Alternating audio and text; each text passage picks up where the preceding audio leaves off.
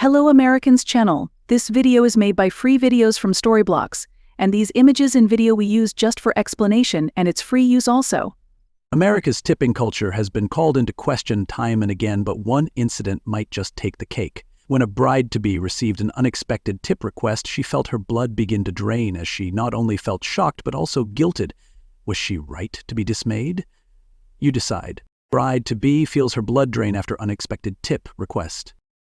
Lidia Yoshipovic, a 30-year-old American bride-to-be, is no stranger to the tipping culture in the United States, which is particularly ingrained in our dining industry where gratuity is typically a standard expectation. However, Ina was hit with what she felt was an unusual tipping request while preparing for her wedding day, and it left her so shocked that she took to TikTok to express her feelings of dismay. In the clip, which has since gone viral, Ina explained that she felt guilted into leaving a tip at the boutique where she bought her wedding dress.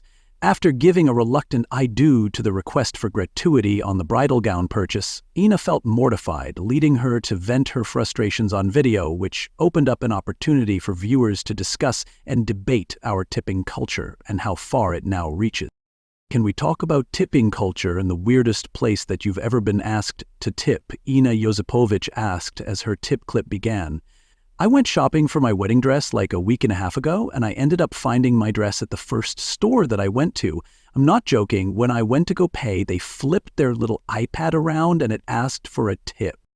Although the Salt Lake City resident didn't disclose the name or location of the store where she was asked to leave the gratuity, many viewers were still angered by the story and the bride-to-be's wedding woes because they could relate.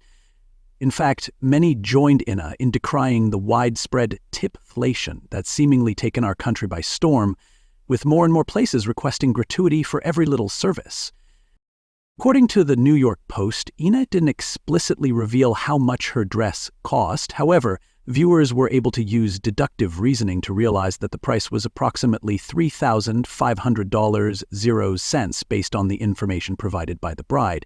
For those doing the math, that's an additional $700.00 for the standard 20% tip. And for what? That seems to be the question the bride-to-be wanted to know. A $700.00 tip sounds excessive to many, to say the least. Making matters worse, Ina explained that besides 3 employees and the owner, she and her best friend who had accompanied her shopping were the only 2 people in the store. So let's do some more math. If we take that $700.00 and split it evenly amongst the 3 employees, that's over $233.00 apiece. Even if all 3 employees devoted a full 8-hour shift to the bride-to-be, that's nearly $30.00 an hour in addition to their hourly wage and commission. In short, a 20% tip on a wedding dress isn't chump change. Instead, it could amount to hundreds or even thousands of dollars depending on the dress price, which could be more income than what is received by some skilled professions requiring extensive training and/or a degree. Thankfully, the bride-to-be didn't let the boutique guilt her into 20%, even though she admitted that she received excellent service. Instead, Ina decided on a custom tip of $50.00, which she estimated was just 1.5% of the cost of her dress. Even though she felt the percentage was embarrassing, she admitted that she was fuming over the boutique's apparent expectation that she should leave any gratuity at all. If you guys think your stylist deserves a tip, why don't you just give her commission instead of asking me to tip? Ina rhetorically asked, addressing the dress store and their tipping policy in the video. It comes as no surprise that most reacted negatively, sharing the bride-to-be's frustrations and lambasting our tipping culture, which many feel has gotten out of control.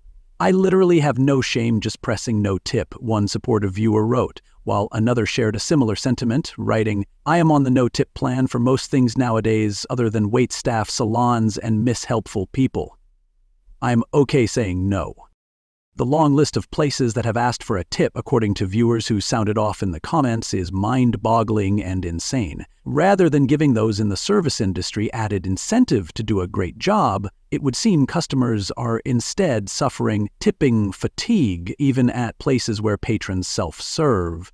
As evidenced by the comments, many feel it's time to put an end to this customary American practice, believing that it's an employer's responsibility to provide a just wage instead.